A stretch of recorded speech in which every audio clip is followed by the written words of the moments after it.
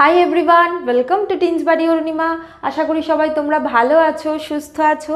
আজকে দশম শ্রেণীর পঞ্চম চ্যাপ্টার থেকে নাইট্রোজেন চক্র নিয়ে আলোচনা করব। দেখো, পরিবেশে মানে বায়ুতে তো নাইট্রোজেন থাকেই, আমরা জানি নাইট্রোজেন গ্যাস থাকে, সেটা প্রায় 77.17%। এবার দেখো, যে কোনো উদ্ভিদ বা প্রাণী, যে কোনো জীবেদের ক্ষেত্রে প্রোটোপ্লাজমের কিন্তু মধ্যে অনেকটা অংশ আছে হলো নাইট্রোজেন। এবার তার মানে কি, যে পরিবেশ থেকে যে কোনো জীবেদেরকেই নাইট্রোজেন প্রয়োজন তাদের দেহ গঠনের জন্য।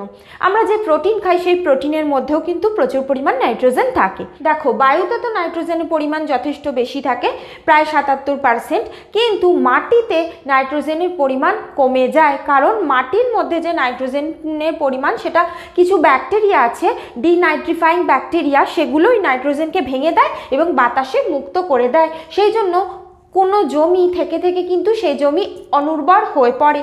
সেই কারণেই এমন কিছু ব্যাকটেরিয়া আছে বা নীলাভ সবুজ শৈবাল আছে বা কিছু মিথজীবী ব্যাকটেরিয়া আছে, তারা মাটির উর্বরতাকে বাড়ায়। দেখো, কিছু নাইট্রোজেন সংবন্ধনকারী ব্যাকটেরিয়া আছে যারা কি করে, বাতাসের যে নাইট্রোজেন সেটাকে সরাসরি গ্রহণ করে এবং মাটির মধ্যে সেটাকে আবদ্ধ করে, যেমন অ্যাজোটোব্যাক্টর, ক্লস্ট্রিডিয়াম।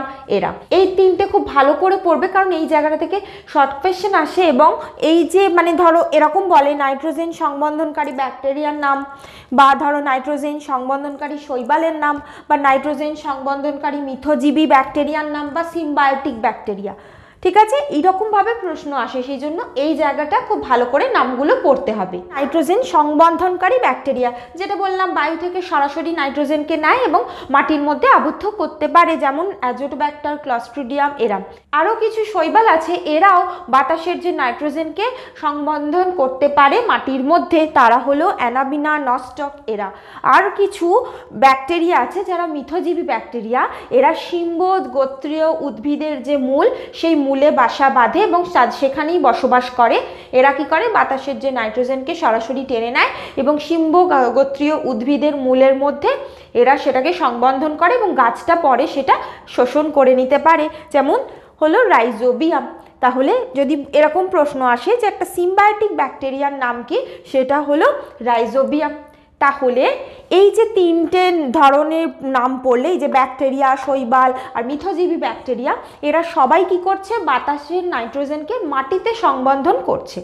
আবার কিছু ব্যাকটেরিয়া হয়, তারা কি করে, মাটির যে নাইট্রোজেনকে সেটাকে বাতাসে ছেড়ে দেয়, সেটাকে বলে ডিনাইট্রিফাইং ব্যাকটেরিয়া। কিন্তু আমরা প্রাণীরা কিভাবে পাই, এই যে উদ্ভিদকে যারা খাদ্য হিসাবে গ্রহণ করে তাদের শরীরে সেই নাইট্রোজেন প্রবেশ করে প্রোটিন হিসাবে, তারপর তাদের থেকে যখন আমরা খাদ্য হিসাবে পাই, সেখান থেকে আমাদের শরীরে খাদ্য প্রবেশ করছে। যেমন ধরো, মাছ কি খায়, বিভিন্ন রকম শৈবাল খায়, ফাইটোপ্ল্যাঙ্কটন, জুপ্ল্যাঙ্কটন, তাদের দেহে কি হচ্ছে, এই যে নাইট্রোজেন প্রবেশ করছে। এবার তাদের দেহের মধ্যে এই নাইট্রোজেন প্রোটিন রূপে থাকছে। সেই আমরা যখন আবার প্রোটিন খাচ্ছি, সেটা ডাল রূপে হতে পারে, মাছ, মাংস এই হিসাবে, সেগুলো তখন আমরা আবার সেই যে নাইট্রোজেনটা, তখন সেটা প্রোটিনের মাধ্যমে আমাদের শরীরে প্রবেশ করছে। আবার এই আমাদের শরীর থেকে নাইট্রোজেন যে যৌগগুলো, সেগুলো কিভাবে বেরিয়ে যাচ্ছে, যখন আমরা ধরো রেচন কার্য করছি বা বর্জ্য পদার্থ ত্যাগ করছি, সেগুলোর মাধ্যমে আমাদের শরীর থেকে নাইট্রোজেন বার হয়ে যাচ্ছে এবং সেগুলো মাটিতে গিয়ে মিশছে। তাহলে এই যে পুরো প্রসেসটা পড়লে এইভাবে কি হচ্ছে, বায়ুর নাইট্রোজেন মাটিতে আসছে, মাটি থেকে উদ্ভিদ দেহে যাচ্ছে, উদ্ভিদ দেহেও থাকে গোটা প্রাণী জগতে, গোটা জীব জগতের মধ্যে ছড়িয়ে যাচ্ছে। আবার এই প্রাণীদের থেকে রেচন কার্যের মাধ্যমে সেই যে প্রোটিন কিছুটা মাটিতে মিশছে, আবার সেই মাটি থেকেই ডিনাইট্রিফাইং ব্যাকটেরিয়ার মাধ্যমে নাইট্রোজেনটা আবার বাতাসে চলে আসছে। এইভাবে যে নাইট্রোজেন চক্রাকারে আবর্তিত হচ্ছে, এটাকেই বলছে নাইট্রোজেন চক্র। তাহলে নাইট্রোজেন চক্রের সংজ্ঞা কি, যে চক্রাকার পদ্ধতিতে বায়ুর নাইট্রোজেন বিভিন্ন শৈবাল ব্যাকটেরিয়া দ্বারা এবং প্রাকৃতিকভাবে মাটিতে মিশছে এবং সেইখান থেকে জীবদেহে প্রবেশ করছে এবং পরবর্তীতে জীবদেহ থেকে এবং মাটি থেকে উভয় স্থান থেকেই এই যে নাইট্রোজেন সেটা বেরিয়ে এসে বায়ুমণ্ডলে মিশছে, সেইটাকেই বলছে এই যে চক্রাকারে আবর্তিত হচ্ছে নাইট্রোজেন, এটাকেই বলছে নাইট্রোজেন চক্র। বলে এখন আসি নাইট্রোজেন চক্রের প্রথম ধাপ, সেটা হলো নাইট্রোজেন সংবন্ধন সংবন্ধন। এই নাইট্রোজেন সংবন্ধন নাম থেকেই বুঝতে পারছো যে নাইট্রোজেন আবদ্ধ হচ্ছে মাটির মধ্যে। এটা কিভাবে হচ্ছে? এটা তিনভাবে হতে পারে। একটা হলো জীবজ প্রক্রিয়ায়, দ্বিতীয় হলো আরেকটা হতে পারে হলো বিভিন্ন প্রাকৃতিকভাবে, প্রকৃতিতে মানে ন্যাচারালি এটা হয়, আর তৃতীয় হলো শিল্পজাত বিভিন্ন সংবন্ধন বর্তমানে ঘটছে অধিক মানে বেশি পরিমাণ এত শিল্পের প্রসারের ঘটার ফলে। প্রথম যে প্রক্রিয়াটায় আসি সেটা হলো প্রাকৃতিকভাবে কিভাবে বায়ুর নাইট্রোজেন মাটিতে নেমে আসছে, মাটিতে সংবন্ধন হচ্ছে। প্রথমে দেখো, বাতাসে আমরা জানি যে বাতাসে নাইট্রোজেনও থাকে, অক্সিজেনও থাকে। এই বাতাসের নাইট্রোজেন আর অক্সিজেন সাধারণ অবস্থায় তো দুটো আলাদা আলাদা গ্যাস হিসাবেই রয়েছে, কিন্তু যখন ধরো তোমার বজ্রপাত হয়, বিদ্যুৎ স্ফুরণ হয়, সেই বিদ্যুৎ স্ফুরণের ফলে কি হয়, এই অক্সিজেন আর নাইট্রোজেন যুক্ত হয়ে গিয়ে নাইট্রিক অক্সাইড তৈরি করে। দেখো আমি বোর্ডে লিখছি, মানে ধরো যখন বজ্রপাত হলো তখন কি হয়, N2 + O2 যুক্ত হয়ে হলো 2NO, এটাই নাইট্রিক অক্সাইড। এই যে নাইট্রিক অক্সাইড আবার একটা অক্সিজেনের সাথে যুক্ত হয়, নিয়ে তৈরি করে হলো নাইট্রোজেন ডাইঅক্সাইড, মানে 2NO2 গঠন করে।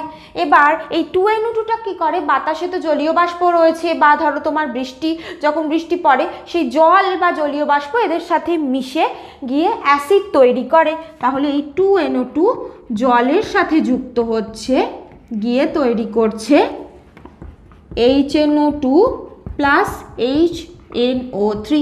HNO3 কি?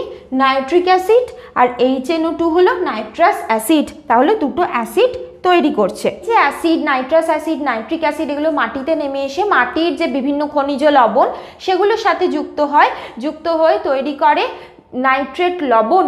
এই নাইট্রেট লবণই মাটির মধ্যে সংবন্ধন ঘটে। বলে এই যে অ্যাসিড, এগুলো মাটিতে যে অবস্থান করছে খনিজ মৌল, ধরো পটাশিয়াম, তারপর ক্যালসিয়াম, এগুলোর সাথে যুক্ত হয়ে পটাশিয়াম নাইট্রেট, ক্যালসিয়াম নাইট্রেট এগুলো গঠন করছে এবং মাটির মধ্যে সংবন্ধন হচ্ছে। তাহলে এটা হলো প্রাকৃতিক উপায়ে। তাহলে আমি যদি এটা চক্রাকারে লেখার চেষ্টা করি তাহলে কি লিখব, বায়ুর নাইট্রোজেন ছিল, তাই তো? বায়ুর নাইট্রোজেনটা কি হলো, স্বাভাবিকভাবেই এখানে লিখব কি, যে নাইট্রেটে রূপান্তরিত হলো। ঠিক আছে, একটা হলো কিভাবে, একটা হলো প্রাকৃতিকভাবে, এইটা হলো প্রাকৃতিকভাবে, প্রাকৃতিক পদ্ধতিতে। ঠিক আছে, এরপর আসি জীবের মাধ্যমে। কিভাবে? জীবের মাধ্যমে এই যে নাইট্রোজেন, এটা মাটির মধ্যে সংবন্ধন ঘটছে। এরপরে আসি জীবজ নাইট্রোজেন সংবন্ধন, মানে বিভিন্ন জীবের দ্বারা নাইট্রোজেন সংবন্ধন হচ্ছে। তার প্রথম ধাপেই হলো কি, স্বাধীনজীবী কিছু জীব দ্বারা। এই স্বাধীনজীবী জীবেদের মধ্যে পড়ে হলো ক্লস্ট্রিডিয়াম, অ্যাজোটোব্যাক্টার, অ্যানাবিনা, নস্টক এরা। এই ক্লস্ট্রিডিয়াম আর অ্যাজোটোব্যাক্টার হলো ব্যাকটেরিয়া, আর নীলাভ সবুজ শৈবাল এরা হলো, যেমন ধরো অ্যানাবিনা, নস্টক এরা হলো নীলাভ সবুজ শৈবাল। এই ব্যাকটেরিয়া আর এই শৈবালরা বায়ুতে অবস্থান করে যে নাইট্রোজেন, সেই নাইট্রোজেনকে সরাসরি টেনে নিতে পারে এবং এই নাইট্রোজেনকে ওরা নিজেদের শরীরের মধ্যে নাইট্রোজেনকে অ্যামোনিয়াতে রূপান্তরিত করে এবং নিজেদের দেহের মধ্যে সংরক্ষণ করে। ঠিক আছে, এবার এরা যখন মারা যায় তখন এদের দেহ মাটিতে মেশে, তখন ওই নাইট্রোজেন অ্যামোনিয়াটাও, মানে নাইট্রোজেনটাই সঞ্চিত ছিল তো অ্যামোনিয়া রূপে, সেই অ্যামোনিয়াটাও এদের মানে দেহের মাধ্যমে মাটিতে মিশে যাচ্ছে। এইভাবে প্রতি একরে প্রতি বছরে প্রায় 10 থেকে 20 কেজি নাইট্রোজেন কিন্তু মাটিতে সংবন্ধন হয়। তাহলে কি দেখলে এই চক্রাকারে যদি লিখি যে বায়ুর নাইট্রোজেন ছিল, বিভিন্ন জীব দ্বারা কি করলো, এরা প্রথমে অ্যামোনিয়া করে, অ্যামোনিয়া রূপে সঞ্চয় করছে দেহে, অ্যামোনিয়া থেকে তৈরি করছে হলো নাইট্রাইট, তারপর তৈরি হচ্ছে নাইট্রেট।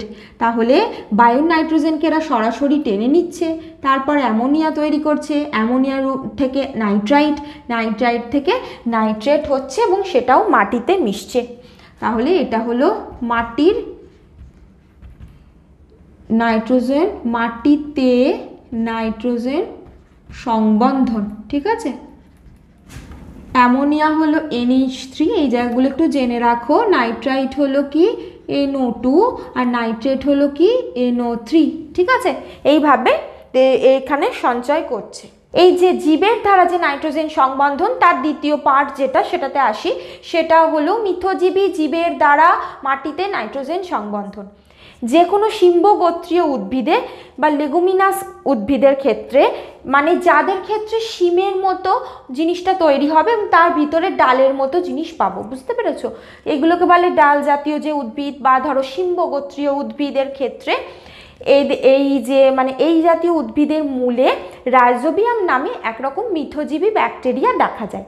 এই যে মিথজীবী ব্যাকটেরিয়া কি করে, এদের মূলে অবস্থান করে।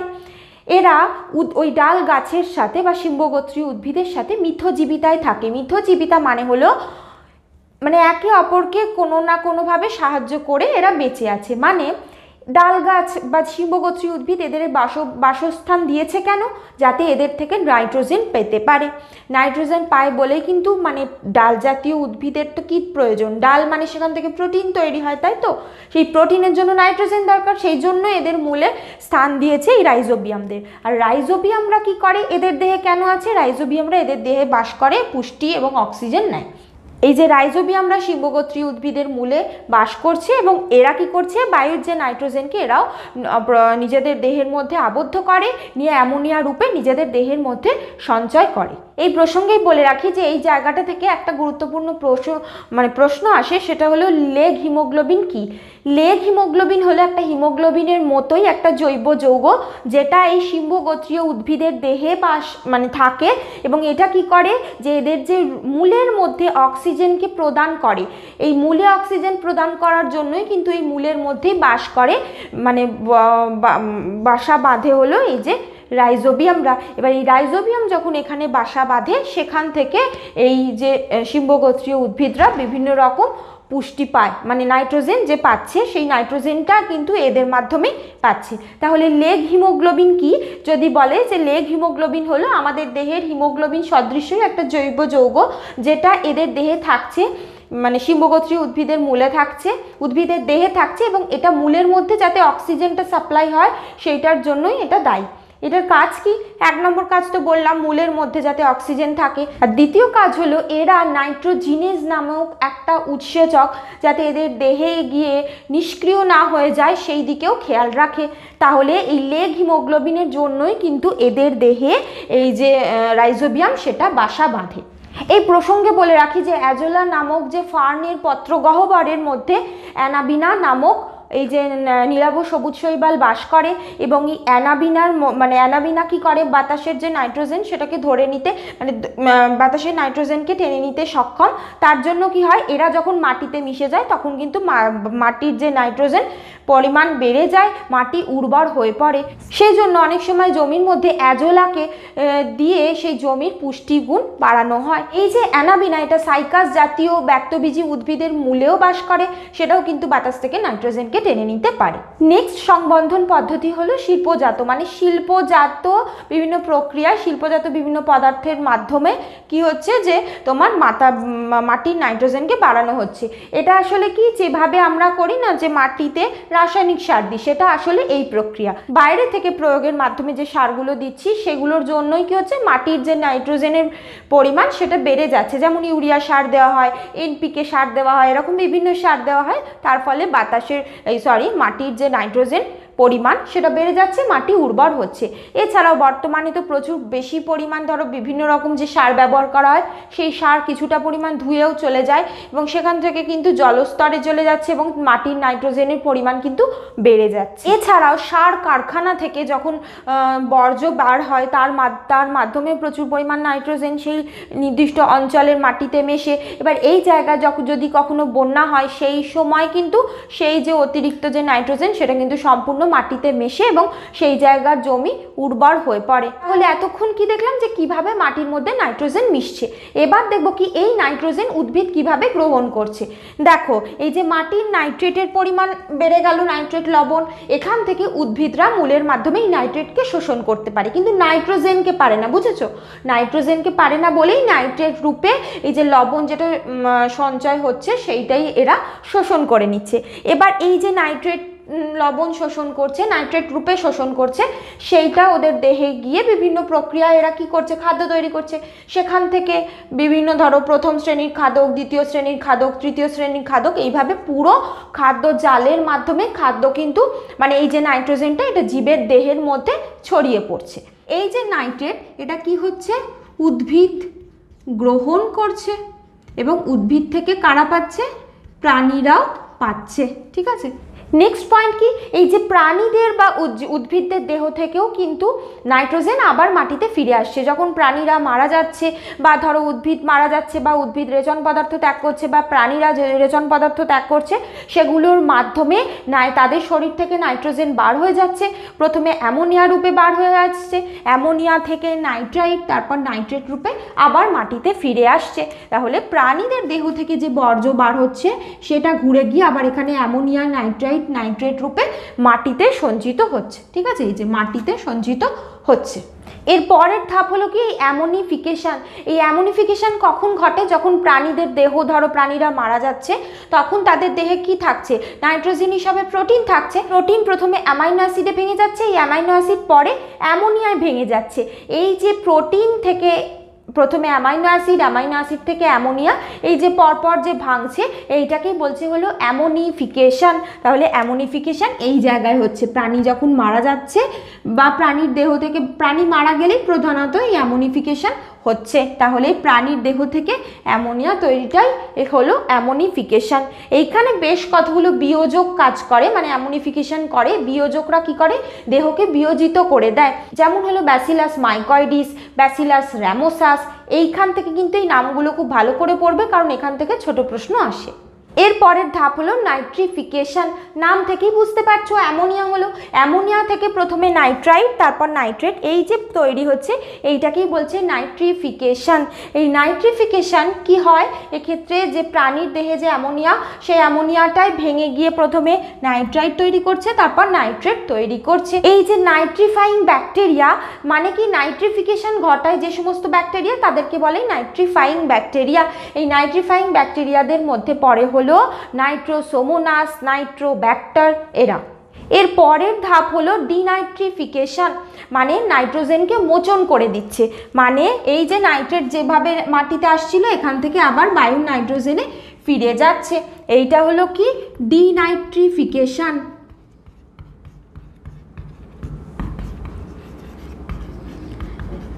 তাহলে এই ডিনাইট্রিফিকেশন মানে কি, নাইট্রোজেনকে মাটি থেকে বার করে দিচ্ছে। যে সমস্ত জীবাণুরাই ডিনাইট্রিফিকেশন ঘটায় তাদেরকে বলে ডিনাইট্রিফাইং ব্যাকটেরিয়া বা জীবাণু। যেমন হলো থায়োব্যাসিলাস ডিনাইট্রিফিক্যান্স, এটার নাম থায়োব্যাসিলাস ডিনাইট্রিফিক্যান্স। এরা কি করে, মাটির যে নাইট্রেট লবণ তাকে ভেঙে দেয়, সেখান থেকে নাইট্রোজেনকে বার করে দেয় বায়ুতে। সেই জন্য এই যে থায়োব্যাসিলাস ডিনাইট্রিফিক্যান্সকে মাটির জন্য ক্ষতিকারক একটা ব্যাকটেরিয়া ধরে নেওয়া হয়, কারণ এটা মাটির নাইট্রোজেন কন্টেন্টকে কমিয়ে দিচ্ছে, সেই জন্য এটাকে ক্ষতিকর ব্যাকটেরিয়া হিসাবে ধরে নেওয়া হয়। তাহলে তোমরা বুঝতে পেরেছো যে এই নাইট্রোজেন কিভাবে বায়ু থেকে মাটিতে আসে, মাটি থেকে উদ্ভিদের মাধ্যমে সমস্ত জীবেদের মধ্যে ছড়িয়ে পড়ছে। আবার জীবেদের যখন শরীর নষ্ট হয়ে যাচ্ছে বা ধরো এরা রেচন পদার্থ ত্যাগ করছে, সেগুলোর মাধ্যমে আবার মাটিতে চলে আসছে। তাহলে আবার সেই মাটির নাইট্রেট বা নাইট্রোজেন যেটা যাই বলবে, সেইটা আবার এই যে বিভিন্ন তোমার ডিনাইট্রিফাইং ব্যাকটেরিয়ার মাধ্যমে আবার বাতাসের যে নাইট্রোজেন সেটা বাতাসে আবার ফিরিয়ে দিচ্ছে। তাহলে একটা চক্রাকার প্রক্রিয়া চলতে থাকছে, এটাই হলো নাইট্রোজেন চক্র। তাহলে এইটা লিখে দেবে যে এটা হলো নাইট্রোজেন চক্র। তাহলে নাইট্রোজেন চক্রের গুরুত্ব বুঝতে পেরেছো। আর নাইট্রোজেন চক্র থেকে কিন্তু অনেক ছোট প্রশ্ন আসে, বিশেষ করে নাইট্রোজেন সংবন্ধন, তারপরে অ্যামোনিফিকেশন, নাইট্রিফিকেশন, ডিনাইট্রিফিকেশন, এই জায়গাগুলো থেকেও ছোট প্রশ্ন আসে। এই জায়গাগুলো তোমরা খুব ভালো করে পড়বে। আশা করি তোমরা বুঝতে পেরেছো। তোমাদের যদি কোনো প্রশ্ন থাকে আমাকে কমেন্ট করতে পারো, আমি রিপ্লাই করব। আর তোমরা এই ভিডিওটা লাইক করতে একদম ভুলো না, বন্ধুদের মধ্যেও শেয়ার করে দিও। আর সাবস্ক্রাইব করো, দেখো সাবস্ক্রাইবের পাশে একটা বেল বাটনও আছে, ওটাও ক্লিক করে দিও, তাতে আমি যখনই কোনো নতুন ভিডিও দেবো তার ইনস্ট্যান্ট নোটিফিকেশান তোমরা পেয়ে যাবে। Thank you.